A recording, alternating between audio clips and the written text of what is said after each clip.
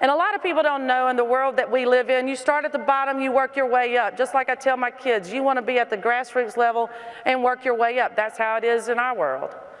Well, my 9th season, I'm on a crew.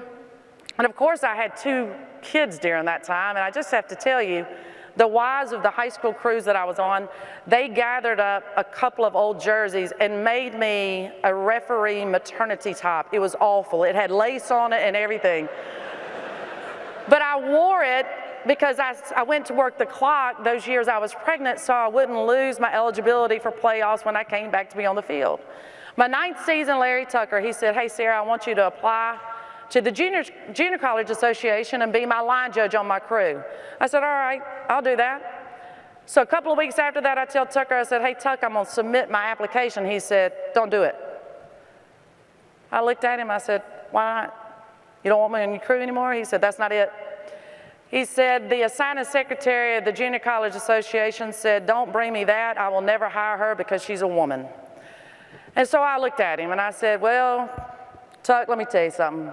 God made me this way and I am not changing it. And if they don't want me on my merit, this job is tough enough as it is." My 10th season, I told all the guys I was giving it up. Ridley had started playing organized sports. I had that guilt of, hey, I'm leaving on Friday nights to go referee a football game. Brady was 3, tagging along at practices. And so they told me, they said, "Sarah, you really don't want to do that." And I said, "Well, it's what I need to do." What I thought was my last game was a state championship game, and there was an NFL scout there scouting officials. I didn't even know these people existed. I get a phone call 4 days later. I'm thinking my cleats are hung up, and there's this guy, Joe Haynes, and he had my attention when he said he was with the NFL. And he said, "I was there to scout you."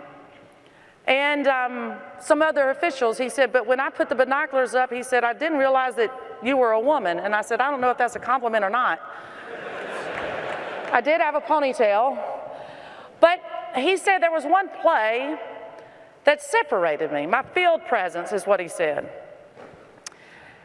And so it was pretty heated, and we had moved the chains. We had a flag on the ground. The crew came in the middle of the field, got it situated. I had a very heated coach, talked to him, calmed him down. But he said, it wasn't that you got the call right, it was just how you handled it. And what all that you do, the trust, how you handle it, your field presence, just know you're not always going to get it right.